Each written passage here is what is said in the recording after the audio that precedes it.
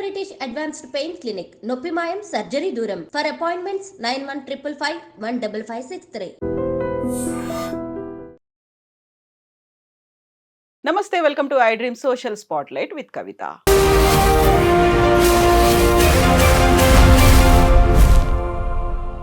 అఘోరి తెలుగు రాష్ట్రాల్లో ఈ మధ్య కాలంలో బాగా పాపులర్ అయి ట్రెండింగ్లోకి వచ్చినటువంటి వ్యక్తి అఘోరి.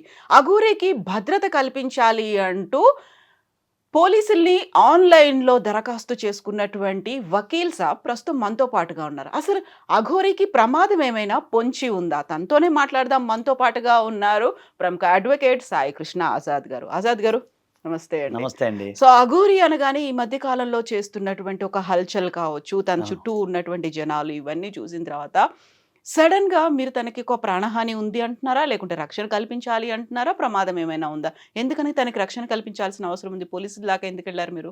ఇది ఏంటంటే ఒకటండి, మంచి ప్రశ్న అడిగారు. ఇప్పుడు అఘోరి అనే ఎవరైతే ఉన్నారో ఆమెకి ప్రైవసీ అనేది ఇప్పుడు దెబ్బతిందండి. ఆవిడ రోడ్ల మీదకి వచ్చిన తర్వాత అది నేను చెప్తాను, అక్కడికే వస్తున్నా, ఆ సబ్జెక్ట్కే వస్తున్నా. ఇప్పుడు రోడ్ల మీదకి వచ్చిన సందర్భం వేరు. ఆమె ఎక్కడికి వెళ్తే అక్కడ కెమెరాలు తీసుకురావటం, ఎక్కడికి వెళ్తే అక్కడ ముందు ముఖ్యంగా చాలామంది యూత్ కుర్రోళ్ళు ఏంటంటే అదొక క్రేజ్ అయిపోయింది. ఇప్పుడు ఆమె ఒక వీడియో పెడితే వాళ్ళ ఉదాహరణకి ప్రతి ఒక్కరికి కూడా ఈ రోజుల్లో ఇన్స్టా అనేది అంది, యూట్యూబ్ ఉంది, అన్ని ప్రతి ఒక్కరు ఛానల్స్ ఉన్నాయి. వీళ్ళు ఏం చేస్తారు, ఆమెతో సెల్ఫీ దిగి ఒక వీడియో చేసి పెట్టేస్తే లక్షల్లో పోతున్నారు వ్యూస్. అట్లా ఎగబడుతున్నారు పిల్లలు. అదే ఒకటి. రెండోది, మీకు నక్కపల్లి ఘటన ఏదైతే జరిగిందో, నక్కపల్లి మీద అక్కడ ఆ టోల్ గేట్ ఘటన ఒకటి జరిగినప్పుడు ఆమెకి అక్కడ కొంతమంది ఆమె మీద, అంటే ఆమె చెప్పింది దాడి చేయటం అన్నీ చెప్పారనమాట. సో ఇదే కాకుండా ప్రైవసీ అనేది ఉంటుంది కదా మేడం, రైట్ టు ప్రైవసీ అనేది ఒకటి ఉంటుంది.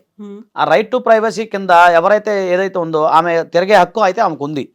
కాకపోతే కొంతమంది ఆకతాయిలు కానీ అందరూ ఒకలాగా ఉండరు కదా మేడం. ఇప్పుడు ఆమె నేమ్ ఫేమ్ వచ్చింది, ఇప్పుడు అక్కడికి వెళ్ళినప్పుడు అందరూ ఒకలాగా ఉండరు కదా. సమాజంలో మంచోళ్ళు ఉంటారు, చెడ్డోళ్ళు ఉంటారు, అన్ని రకాల వాళ్ళు ఉంటారు. కొంతమంది వేరే రకంగా ఎగబడటం, మన భాషలో చెప్పండి ఎగబడటం, అలాగే ఇంకేదన్నా అనివార్య కారణాల వల్ల ఆమెకి ఏదైనా ఇబ్బంది అవుద్ది అనే ఉద్దేశంతో నేను డీజీపీ గారికి లెటర్ రాశానండి. అది రాస్తే ఆయన స్పందించారు, ఆనరబుల్ డీజీపీ గారు స్పందించి అన్ని జిల్లా ఎస్పీలకి మీకు నేను పంపించాను చూడండి. అన్ని జిల్లాల ఎస్పీలకి వారు ఏంటంటే ఈమెకు రక్షణ కల్పించారు ఎక్కడికి వెళ్తే అక్కడ అని చెప్పేసి ప్రొటెక్షన్ ఇవ్వమని చెప్పడం జరిగింది. సో దాని ద్వారానే మొన్న కొన్ని వెళ్ళిన ఎక్కడైతే అక్కడ పోలీసు వాళ్ళు భద్రత కల్పించడం. మీకు తెలుసా, కర్నూలులో కారు అయిపోతే నడుచుకుంటూ వెళ్ళారు కదండి. నడుచుకుంటూ వెళ్ళినప్పుడు అక్కడ మళ్ళీ ఆమెకి ఇబ్బంది అయింది, ట్రాఫిక్ జామ్ అయింది, ప్రజలు అందరూ ఎగబట్టడం మొదలు పెడతాం, కొంతమంది ఆమెకి కాలు పట్టుకోవాలని చెప్పి ఆశీర్వాదాల కోసం అట్లా ఏమో తొక్కిసలాట అవుతుంది కదా, ఆమె మీద పట్టము ఇవి జరుగుతూ ఉంటాయి. అందులో మంచోడు ఉంటాడు, చెడ్డోడు ఉంటాడు కదా మేడం. సో ఏది ఏమైనా జరగచ్చు. ఆమె హిందూ ధర్మం కోసం పోరాడుతున్నారు, సనాతన ధర్మం కోసం పోరాడుతున్నారు. సో నా వృత్తిలో నాకు తెలిసింది నేను హెల్ప్ చేసి పెట్టాను మేడం. అదొక గొప్ప దైవకార్యంగా నేను అనుకుంటున్నాను. ఓకే, అయితే తను మిమ్మల్ని కన్సల్ట్ అయ్యారా, లేకుంటే మీరే తన తరఫున? కన్సల్ట్ అయ్యారు. నాకు టచ్లో ఉంటున్నారు ఆమె. అంటే ఇప్పుడు 5-6 రోజులు బట్టి కొంచెం ఫోన్ కలవలేంటుంది. అయితే గతంలో ఉంది, నా దగ్గర వీడియోలు అన్నీ ఉన్నాయి. సో గతంలో నాకు ఫోన్ చేసేవారు, టచ్లో ఉన్నారు. ఎప్పుడంటే ఆమె ఇక్కడ మన మంచిర్యాలలో వాళ్ళ ఇంటికాడ దింపేశారు, గుర్తుంది మీకు? సో ఆ టైంలో నేను మా లీగల్ టీం నేను పంపించాను. అప్పుడు మంచిర్యాల నా జూనియర్స్ ఉన్నారు, వాళ్ళు వెళ్ళారు, ఆమె కలిసి ధైర్యం చెప్పినప్పుడు పోలీసు వాళ్ళు కూడా కొంచెం రిక్వెస్ట్ చేసుకున్నారు. ఎందుకంటే ఇక్కడ అప్పుడు శాంతి భద్రతలు ఇబ్బంది అవుతున్నాయి. అప్పుడు నేను మాట్లాడాను. మన ఛానల్లో కూడా ఒకసారి అయ్యగారు ఒక ఆయన సిద్ధయోగి వచ్చారు, ఆ రోజు కూడా నేను మాట్లాడిచ్చాను, ఆయన కూడా మాట్లాడినప్పుడు మేమేం చెప్పాము, ఆయన చెప్పారు. అంటే వాళ్ళ భాష మనకు అర్థం కాదు కదా, అక్కడ ఏదో కొన్ని భాషలు ఉంటాయి ఆ లాంగ్వేజ్. సో వాళ్ళ భాషలో ఇద్దరు మాట్లాడుకున్నారు, ఆయన చెప్పడం జరిగింది, ఏం చెప్పడం జరిగింది. అలాగే మంచిర్యాలలో వెళ్ళి మా జూనియర్స్ వెళ్ళి నాకు ఫోన్ కల్పించారు. అక్కడ నుంచి ఫోన్లో కూడా చెప్తే ఆమె ఎప్పుడు తండ్రి అంటది నన్ను, తండ్రి అయ్యా నీ కాలు మొక్కుతా, అది కూడా ఉన్నాయి అది వీడియోలు, నీ కాలు నమస్కారం చేస్తానయ్యా ఇది అని చెప్పారు వాళ్ళు. సరే అన్న, అది కరెక్టే నమ్మ, అంత బాగానే ఉంది. కాకపోతే ఏంటంటే అందరూ ఒకలాగా ఉండరు. అక్కడ ఏంటంటే కేదారీనాథ్లో నీ ఇష్టం, నువ్వు ఎలాగైనా ఉండొచ్చు. కాశీలో మీరు చెప్పిందే వేదం, అక్కడ మిమ్మల్ని ఒక దైవ సంభూతులుగా చూస్తారు. ఇక్కడ అలా కాదుగా, వింతగా చూస్తారు. ఇప్పుడు జనరల్గా ఇప్పుడు ఒక వ్యక్తి ఇలా రాగానే మన ఫస్ట్ టైం మన తెలుగు రాష్ట్రాల్లో, కాబట్టి మనం అంతగా వింతగా అనిపిస్తూ ఉంటుంది. అది అలాగా కొంతమంది ఏంటంటే ఇంకా అందరూ మంచిగా ఉంటారు, కొంతమంది ఆకతాయిలు ఉంటారు, కొంతమంది ఇంకొక ఉండేవాళ్ళు ఉంటారు. సో ఈ సందర్భంలో ఏమవుతుందంటే ప్రైవసీ, రైట్ టు ప్రైవసీ కూడా ఉండాలి. పూజలు చేసుకోవాలి, అన్నీ ఉంటాయి కదా మేడం. ఆ సందర్భంలో మీకు వచ్చిన కార్లు వెళ్తున్న కొంతమంది ఆకతాయిలు బల్ల మీద కూడా ఎంటపడ్డారు. మీరు విజువల్స్ ఉన్నాయి, ఎంటపడుతున్నారు. అలాంటి వాళ్ళు ఉంటారు. కొంతమంది ఇంకేదో వల్గర్గా మాట్లాడే వాళ్ళు కూడా ఉంటారు, అన్ని రకాల వాళ్ళు ఉంటారు కదా. సో అది ఏంటంటే ఏదైనా సరే రైట్ టు లైవ్ అనేది మనకు ఉంటుంది కదా, రైట్ టు లీవ్ అనేది మన దాంట్లో ఉంటుంది కాబట్టి. సో నేనే అలా చేశాను, ఆమె కూడా చాలా అప్రిషియేట్ చేశారు. అది కూడా ఆమెకు పంపించాను నేను, ఆమె దగ్గర పెట్టుకున్నారు. తర్వాత ఏంటంటే నేను మొన్న జరిగిన ఘటన కూడా నేను ఆలోచించాను. ఎందుకంటే మన పవన్ కళ్యాణ్ గారిని కలవాలని చెప్పేసి ఆమె బైఠాయించారు కదా. ఉమ్, సో దానికంటే ముందు ఏం జరిగింది అంటే యాక్చువల్ మా ఇంటి దగ్గరేనండి, అది విజయవాడ కిష్లంక మా ఇల్లు. సో అక్కడికి హైవే, మా హైవే పక్కన మా ఇల్లు. సో అక్కడికి మాకు 6 కిలోమీటర్లు 7 కిలోమీటర్లు ఉంటుంది. సో నేను అక్కడ జరిగినప్పుడు అక్కడ మా పిల్లలు చాలామందిని పంపించాను నేను అక్కడికి వెళ్ళి చూడరా ఏం జరిగింది ఏంటంటే. సో ఆమె ఏంటంటే కలవాలని ఆమె అనుకున్నారు, కానీ ఆమెకి ఈ ప్రొసీజర్ తెలియదు, ఒక పోర్ట్ఫోలియో ఉంటుందనేమో. ఉమ్, జనరల్గా ఇప్పుడు వాళ్ళకి కామన్ మ్యాన్కి వాళ్ళకి అంత బుర్ర ఉంటుంది కదా మేడం. వాళ్ళకి ఏంటంటే ఈ పోర్ట్ఫోలియో ఉంటుంది, దానికి ఒక లెటర్ పెట్టాలి, దానికి ఒక ప్రోటోకాల్స్ ఏ ఉంటాయి కదా, అన్ని ప్రోటోకాల్స్ ఇవన్నీ ఉంటాయి. అట్లా కలవాలని తెలియదు. ఆమె వెళ్తుంటే జనసేన పార్టీ కార్యాలయం కనపడుతుంది. యాక్చువల్ నా దగ్గరికి వద్దామని బయలుదేరారు. పక్కన చూసి జనసేన పార్టీ మెయిన్ రోడ్కే ఉంటుంది మంగళగిరిలో. చూడంగానే అప్పుడు పవన్ కళ్యాణ్, ఆమెకి సినిమా యాక్టర్లు ఎవరు తెలియదు కదా, సనాతన ధర్మం కోసం పోరాడింది ఈయన అని చెప్పి మన ఛానల్లో XYZ ఛానల్ ఎవరో చూపించారు ఆమెకి. అప్పటి నుంచి పవన్ కళ్యాణ్ గారి మీద ఎక్కువ ఇంట్రెస్ట్ ఉంది ఆమె చూడాలని చెప్పి. ఇంకా సడన్గా వస్తుంటే జనసేన పార్టీ కార్యాలయం అన్నీ చూసేసరికి అక్కడ ఫోటోలు ఉంటాయి కదా, అది చూసరికి ఓకే అని చెప్పి ఆమె కారు పక్కన ఆపేసరికి వెంటనే మన మీడియా మిత్రులు అందరూ ఆమె కెమెరాలు తీసుకెళ్ళి మామూలుగా అదన్నీ చూపించేసి అది సడన్గా ట్రాఫిక్ జామ్ అయిపోయింది. ఇక ఆమె ఏం చేసింది, బయట దిగి నేను సార్ని కలవాలి. ఆమెకు తెలియదు ఆయన అక్కడ ఉంటారని, ఆయన ఎక్కడ ఉంటారో ఆమెకు తెలియదు కదా. సో అక్కడ ఉంటారని ఆమె అనుకొని ఆమె నాకు లేదు, నేను కలవాలి, మాట్లాడాలి, చెయ్యాలని చెప్పి మీరు అన్నట్టు ఆ ప్రొసీజర్ అనేది తెలియదు కదా ఆమెకి. అది కొంచెం ఇబ్బందిగా పరిగణించింది. అయితే ఇక్కడ మీరు అన్నారు రైట్ టు లివ్, ఆమె జీవించే హక్కు ఎంత ఉంటుందో ప్రైవసీ హక్కు అంత ఉంటుంది అనుకున్నప్పుడు, ఇప్పుడు అక్కడ హిమాలయాల్లో ఉండి సాధన చేసుకుంటూ ఉండేవాళ్ళు, సనాతన ధర్మం కోసం లేకుంటే హిందూ మతం కోసం, ధర్మం వీటన్నిటి కోసం పాటుపడుతుండేవాళ్ళు, సడన్గా ఈ అఘోరీలు నాగసాధులు ఇంత బయటకు వచ్చేసి ఇంత హడావిడి చేసి ఇంత మీటింగ్లు ఇంటర్వ్యూలు ఇచ్చి ఇవన్నీ చేసింది ఎవరు లేదు కదా. చేసిందంతా ఈ మధ్య కాలంలో కనిపిస్తుంది కేవలం అఘోరీ మాత్రమే కదా. సో తన ప్రైవసీకి తనే బ్రీచ్ చేసుకొని బయటకు వచ్చినట్టు అనిపించలేదా మీకు? రైట్, మీకు అది చెప్తాను. ఇది ముఖ్యంగా అందరూ తెలుసుకోవాలి మేడం. ఆమె ఈ రోజు కొత్తగా రాలేదు మేడం. మీరు కాలం నెట్లో కూడా పాత వీడియోలు కూడా చూడండి. లాస్ట్ ఇయర్ కూడా ఆమె వచ్చింది. యూట్యూబ్ ఛానల్లో కూడా పోస్ట్ చేసి మంచిర్యాలలో కూడా నేను కనుక్కుంటే మంచిర్యాలలో వాళ్ళ సొంత ఊరు కూడా లాస్ట్ ఇయర్ కూడా వచ్చారు, పూజలు చేశారు, అంతా అయిపోయింది. ఎప్పుడైతే ఈ ముత్యాలమ్మ ఘటన, అమ్మవారి ఘటన ఏదైతే జరిగిందో ఆ సమయంలో ఏమొచ్చి పూజలు చేశారు, నగ్నంగా పూజలు చేశారు కదా అక్కడ. అప్పుడు దాకా అఘోరి అంటే నాకు కూడా తెలియదు, నిజాయితీ చెప్తాను. సో ఆ పూజలు చేయటం ఇవన్నీ చూసిన తర్వాత ఇంటర్వ్యూలో ఆమె బాగా హైప్ అయిపోయారు. ఇప్పుడు మా ఛానల్లో ఇంటర్వ్యూలో హైప్ అయిపోయిన తర్వాత ఆమె బాగా హైప్ అవటం వల్ల ఇంకా అందరికీ ఏంటంటే అఘోరి అని విషయం తెలిసింది సోషల్ మీడియాలో బాగా హైప్ అవటం వల్ల. అప్పటి వరకు ఆమె చాలాసార్లు వచ్చారుగా, అప్పుడు హైప్ అవ్వలేదు. ఎందుకంటే అక్కడ జరిగింది ఇది యాదృచ్ఛికంగా జరిగిందా లేకపోతే మరి దేవుడి కారణంతో జరిగిందో తెలియదు.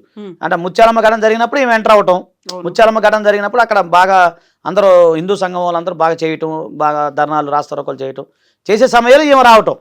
అది యాదృచ్ఛికంగా జరిగిందా లేదా దైవ సంకల్పం మాకు తెలియదు, కానీ దాంతో ఏమో హైప్ అయ్యారు బాగా. నిజంగా తను హైప్ అయిపోయారు, తను ఎలివేట్ అయ్యారు, తనే ఇంటర్వ్యూలు ఇవ్వడం, ఇవన్నీ ఎక్కడికి వెళ్ళినా తన చుట్టూ కెమెరాలు కనిపించడం. ఏదైతే ఇష్యూ జరిగిందో ముత్యాలమ్మ గుడి ధ్వంసం ఘటన, అదంతా పక్కకి వెళ్ళిపోయింది కదా. మీరు చెప్పింది కరెక్టే, కానీ ఒకటి చెప్తానండి. ఇన్ని సంవత్సరాల కాలంలో అంటే మీరు జర్నలిజం ఫీల్డ్ దాదాపు 20 years, నేను లీగల్ ఫీల్డ్ 20 years ఉన్నాం. ఇన్ని సంవత్సరాల కాలంలో ఒక సంఘటన జరిగినప్పుడు అంటే ఇప్పుడు ఈ అఘోరి బయటకు వచ్చి మాట్లాడటం వల్ల ఇంతమంది స్వామీజీలు కానీ ఇంతమంది సన్యాసులు ఎవరైతే ఉన్నారో వారు కానీ, ఎవరైతే ఉన్నారో నాగసాధువులు కానీ, అఘోరీ సాధువులు కానీ, అకోడి అన్న పేరుని ఫస్ట్ అకోడా ఏదో దాని పేరు ఫస్ట్ నేను వింటాం. తర్వాత దానికి సంబంధించిన తునిలో వాళ్ళ గురువు ఒక ఆయన ఉన్నారు, ఆయన మాట్లాడటం కానీ వీళ్ళందరూ మనం చూసాం మేడం. గతంలో ఒక హిందువులో ఒక చైతన్యం వచ్చినట్టుగా ఇండైరెక్ట్గా ఎంతమంది సాధువులు సన్యాసులు మొత్తం బయటకు వచ్చి రకరకాల వ్యక్తులు చూస్తున్నాం ఈరోజు ఛానల్లో. ప్రతి ఒక్క వ్యక్తులు వీళ్ళందరూ ఏమైపోయారు, ఎక్కడున్నారు అనేది అర్థం అవట్లా. ఇప్పుడు వచ్చి వాళ్ళందరూ వాళ్ళ ఒపీనియన్ చెప్తున్నారు కదా. సరే అఘోరీ విషయం పక్కన పెడితే ఒక హిందూ ధర్మ పరిరక్షణ కోసం పాటుపడాలి, సనాతన ధర్మం కోసం చెయ్యాలి అని చెప్పి అందరం కూడా బయటకు వచ్చారు కదా. ఇన్ని రోజులు లేని అంటే ఆ ఫేసులు కొత్త ఫేసులు వచ్చినాయి, బయటకు వచ్చినాయి. కొంతమంది ఈ విషయంలో పోరాడదాం చేద్దామని ఒక రకమైన ఇన్స్పిరేషన్ ఆమె కలిగించినట్టేగా మేడం. అయితే ఇక్కడ మీరు మంచిర్యాలలో మా పిల్లలు వెళ్ళి దించారు, లేకుంటే అక్కడ పేరెంట్స్ దగ్గర ఉన్నప్పుడు వెళ్ళి కలిసి వచ్చారు, మాట్లాడారు అన్నప్పుడు మంచిర్యాలలో వాళ్ళ ఇంటి దగ్గర వాళ్ళ పేరెంట్స్ దగ్గర దించడానికి ప్రధానమైనటువంటి కారణం తన ఆత్మార్పణ చేస్తాను అని చెప్తాను. ఆ తర్వాత వరుసగా 2-3 సార్లు ఇష్యూ అయింది. ఒకసారి డీజిల్ కూడా పోసుకున్నారు. మీరేమో భద్రత కల్పించండి అని మీరు అంటున్నారు, తనేమో నేనే ఆత్మార్పణ చేసుకుంటాను, నేనే చనిపోతాను అని దానికి సంబంధించి ప్రయత్నాలు కూడా చేయడాన్ని కంప్లీట్ కాంట్రాస్ట్ అనిపిస్తుంది కదా అక్కడ. లేదండి ఇక్కడ చెప్తానండి, అక్కడ ఆత్మార్పణ అంటే త్యాగం. ఇప్పుడు ఇప్పుడు జనరల్గా మనం ఏంటంటే నా బలిదానం అంటే అక్కడ వాళ్ళకి ఏంటంటే జనరల్ నార్త్ సైడ్ ఎక్కువ తెలియదు ఏముంది మేడం. ఇప్పుడు ఎలా ఉంటుందంటే ఒక బలిదానం చేయటం వల్ల 10 మందికి ఇన్స్పిరేషన్ అవుతుంది అనే ఉద్దేశంతోనే ఆమె అట్లా మాట్లాడటం జరిగింది. సో ఆత్మార్పణ విషయం అనేసరికి దీపావళి ముందు రోజు అన్నారు. తర్వాత ఆమెను తీసుకెళ్ళి అక్కడ మంచిర్యాల దింపారు. ఆమె వెళ్ళిన తర్వాత నేను కూడా ఫోన్లో చెప్పా, మీరు ఇట్లా ఆత్మార్పణ ఇలాంటి లీగల్ ఉంటాయి, చట్టబద్ధంగా అలా మాట్లాడకూడదండి అన్ని చెప్పాను. మామూలు కూడా చెప్పారు.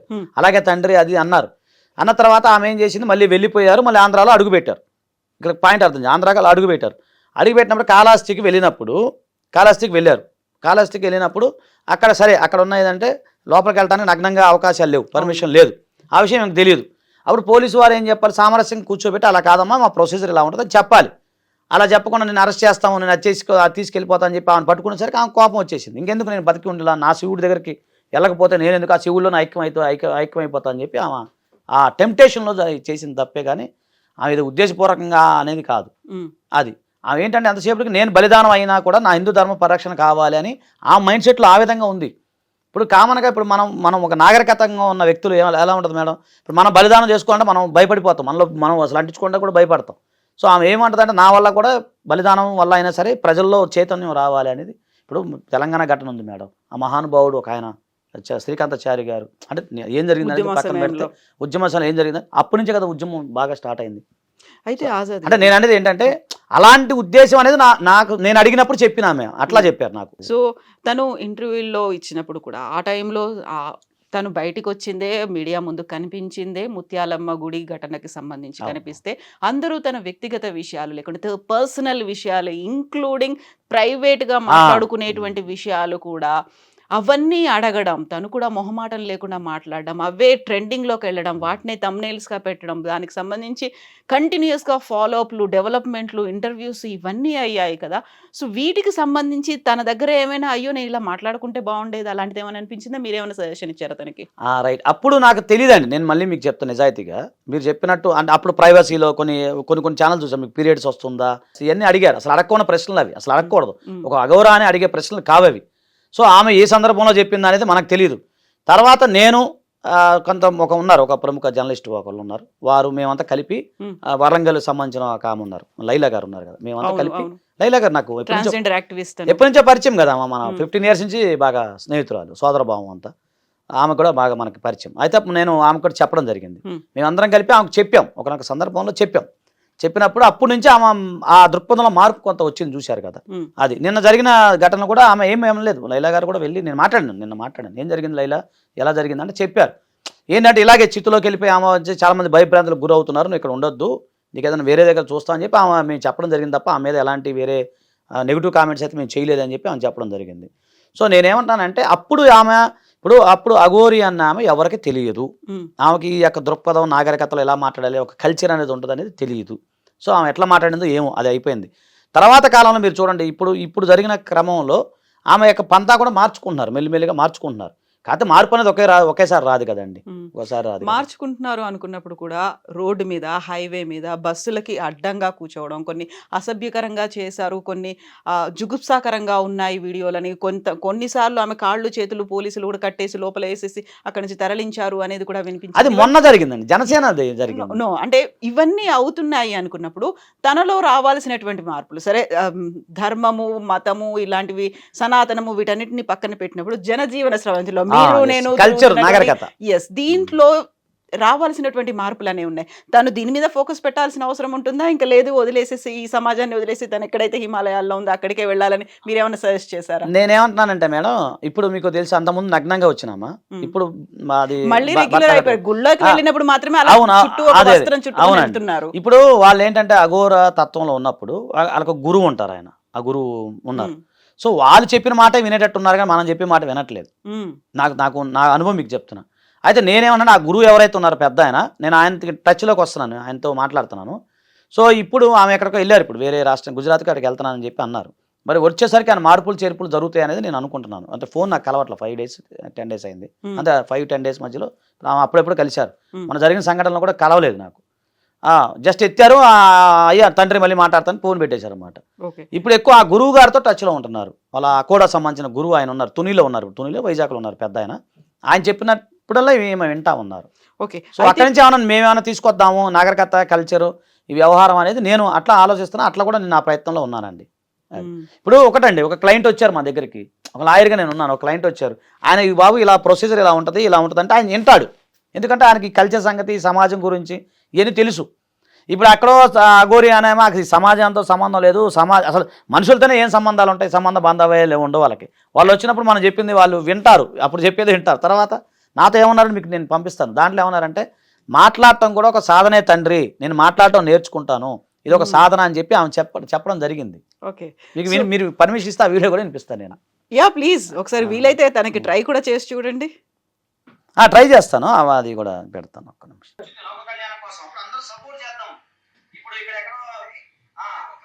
చెప్పండి చెప్పండి. అయ్యో మీరు పాదాలకు నమస్కారం అమ్మా, మీ పెద్దవాళ్ళు, నేను చాలా చిన్నపిల్లని. అవును అవును అవును అవును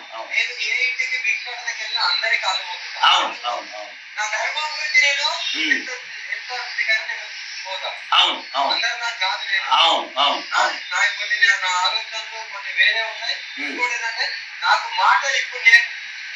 నేను మీకు అదే చెప్తున్నాను స్వామి, అదే మాటలు ఇప్పుడు నేర్చుకున్నాను అంటున్నారా? అవును.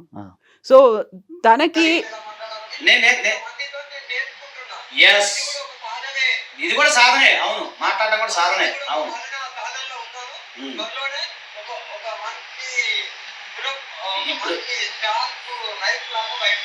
నేను అదే చెప్తున్నా. అదే మాతాజీ నేను ఏం చెప్తున్నానంటే, మీరు అక్కడ కామన్ గా ఒక మానవ మృగాలు ఉన్నాయి ఇక్కడ. మీరు ఇప్పుడు ఏంటంటే కేదార్నాథ్లో ఎన్నో మృగాలతో, జంతు మృగాలతో మీరు పోరాడారు, కానీ ఇక్కడ మానవ మృగాలు చాలా డేంజర్. ఇప్పుడు పులి సింహం అనుకోండి, మన కొరికి చంపేస్తే అంతతో అయిపోద్ది. కానీ మానవ మృగాలు అట్లా కాదు, కొంచెం కొంచెం మిమ్మల్ని వేధిస్తూ ఉంటారు మాటలతోటి, రకరకాలుగా చేష్టలతోటి. చేయనివ్వండి, ఆయన చేయనివ్వండి. ఒక్క నిమిషం నేను చెప్పనివ్వండి, ఒక్కనివ్వండి.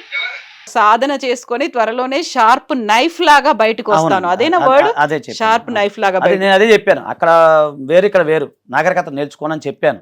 మీరు అన్నారు కదా, సాధన చేసి నేను మాట్లాడటం నేర్చుకుని వస్తాను. మీరు తనని అప్రోచ్ అయ్యారా, తను మిమ్మల్ని అప్రోచ్ అయిందా? ఫీజు ఏమైనా చెల్లించిందా? ఫీజు ఏం లేదండి. జరిగింది ఏంటంటే మీకు ఓపెన్ చెప్తున్నా. నేను ఒక వేరే ఛానల్కి సడన్గా వెళ్ళాను. వెళ్తే అగోరా గురించి వేరే వేరే వస్తూ ఉన్నాయి, అంటే నెగిటివ్ కామెంట్స్ అవి వస్తుంటే నన్ను జనరల్గా మీలాంటి ఒక జర్నలిస్ట్ మిత్రుడు అడిగాడు, మీ అభిప్రాయం ఏంటి అఘోరా మీద అని చెప్పి. నేను చెప్పాను, హిందూ ధర్మం కోసం వస్తున్నారు, ఎంతోమంది దేశంలో ఎన్నో స్కాములు జరుగుతూ ఉన్నాయి, ఆమె చేసిన తప్పేంటి అని చెప్పి నేను కొన్ని క్వశ్చన్లు, కొన్ని లాజిక్గా, అంటే మనకు కూడా కొంచెం జర్నలిజం నాలెడ్జ్ ఉంది కాబట్టి కొన్ని లాజిక్గా నేను ప్రశ్నలు అడగటం, కొంత అది కన్వర్సేషన్ బాగా జరిగింది ఒక ఛానల్లో. సో అది నేను వచ్చేసాను. తర్వాత 2 days తర్వాత ట్రెండింగ్ అయిపోయింది. అది ఆమెకి ఎవరో షేర్ చేశారు, నీకు ఇట్లా ఫస్ట్ అసలు మాట్లాడింది పాజిటివ్గా నేనే మాట్లాడాను, ఇలా ఎవరో ఇట్లా మాట్లాడారు అనగానే అప్పుడు నా నెంబర్ తీసుకుని ఆమె నాకు ఫోన్ చేయడం జరిగింది అనమాట. జరిగినప్పుడు నేను షాక్ అయినా. తర్వాత నేను మాట్లాడాను, అప్పుడు తండ్రి నేను ఇట్లా అఘోరా చెప్పండి అమ్మా ఏంటి సంగతి. అప్పుడు అలాగే మాట్లాడుకున్న కన్వర్సేషన్ స్టార్ట్ అయిందండి మా మధ్య, అది జరిగింది. సో ఇప్పుడు మళ్ళీ తను వెళ్ళారు, అక్కడ తపస్సు చేసుకుంటారా, అక్కడ నుంచి మళ్ళీ రిటర్న్ తను చెప్పినట్టుగా షార్ప్ నైఫ్ లాగా తయారై ఇక్కడికి వస్తారా, మళ్ళీ అలాంటి పోరాటాలు, అలాంటి ధర్మం కోసం యుద్ధాలు ఇలాంటివన్నీ కంటిన్యూ అవుతాయా? అంటే ఒకటండి, ఇప్పుడు నాకు టచ్లో రాలేదు. నా ప్లాన్ ఏంటంటే, ఇప్పుడు నేను చెప్పింది ఆమె వింటున్నారు, కానీ అంతతో మళ్ళీ మర్చిపోతున్నారు ఏంటో నాకు తెలియదు. సో నేనంటే వాళ్ళ గురువు ఎవరైతే ఉన్నారో, ఇప్పుడు ఆయన వైజాగ్లో ఉన్నట్టున్నారు పెద్ద ఆయన, ఆ సార్తో నేను, ఆ అయ్యగారితో నేను మాట్లాడుతున్నాను. అంటే ఆయన కొంచెం బిజీగా ఉన్నారు ఏదో హోమాల్లో, ఆయనతో మాట్లాడి అక్కడి నుంచి నేను చెప్పించేటట్టుగా ప్లాన్ చేద్దాం అనుకుంటున్నాను. అలా కాశీలో కూడా మన అడ్వకేట్స్ ఉన్నారు కొంతమంది, నేను వాళ్ళకు కూడా చెప్పేసి అక్కడి నుంచి ఏమన్నా గురువు ద్వారా చెప్పించేటట్టుగా ఏమన్నా కొంచెం మార్పులు చేర్పులు చేద్దాం అనేది నేను అనుకుంటున్నాను. ఇప్పుడు మీరు అన్నటువంటి రక్షణ, ఒక సెక్యూరిటీ అనేది ఆ లిమిటెడ్ పీరియడ్ వరకైనా, మళ్ళీ తను రిటర్న్ వచ్చిన తర్వాత కూడా అది అలా ఉండదు కదా మేడం. సెక్యూరిటీ ఉండదు, మళ్ళీ దాన్ని రెన్యువల్ చేయాల్సిన అవసరం లేదు కదా. ఆ పోలీసు వాళ్ళు చెప్పారు కదా, చెప్పినప్పుడు ఆటోమేటిక్గా రక్షణ ఇస్తారండి. ఆటోమేటిక్ మనకున్న రైట్ టు లీవ్ కదా మేడం, అదే ఉంటుంది. కాకపోతే ఏంటంటే ఆమె కొంచెం మార్పులు చేర్పులు జరగాలి ఆమెలో, నేను అదే కోరుకుంటున్నాను. ఇప్పుడు మీరు ఒకటండి, మనం చెప్పినట్టు ఒక లక్ష్యం మంచిదైంది, మనం చెప్తారు పెద్దలు, నీ లక్ష్యం మంచిదే, కానీ లక్ష్యాన్ని చేరే మార్గం కూడా మంచిదై ఉండాలి కదా, అక్కడ కొంచెం లోపం జరుగుతుంది. తను ఏ మార్గాన్ని ఎంచుకుంది అనేది తెలియాలి మేడం. ఒక 5 days తర్వాత మళ్ళీ మనం ఫ్రెష్గా చేద్దాం. సరే లైవే మాట్లాడదాం. ఇప్పుడు ఫోన్ ఎత్తట్లా, జర్నీలో ఉన్నట్టున్నారు. మళ్ళీ నేను ఒకసారి పర్మిషన్ తీసుకొని మళ్ళీ ఒకసారి మన మిత్రులందరికీ తెలియాలి కదా. సో స్పీకర్ ఫోన్ ఆన్ చేసి మొత్తం ఆమె ఏం చెప్పిద్దాం, ఆమె వర్షన్ ఏంటి, అసలు ఆమె మైండ్ సెట్ ఏంటంటే మీరు కొన్ని ప్రశ్నలు అడగండి, ఖచ్చితంగా ఆమె చెప్తారు. దాన్ని బట్టి మనం ముందుకు వెళ్దాం. ఒకవేళ వస్తే, రాకపోతే మనం ఏం చేయలేం, శివార్పణం అనుకుంటాం అంతే. అంతే కదా. Thank you so much Azad గారు, థ్యాంక్ యూ అండి.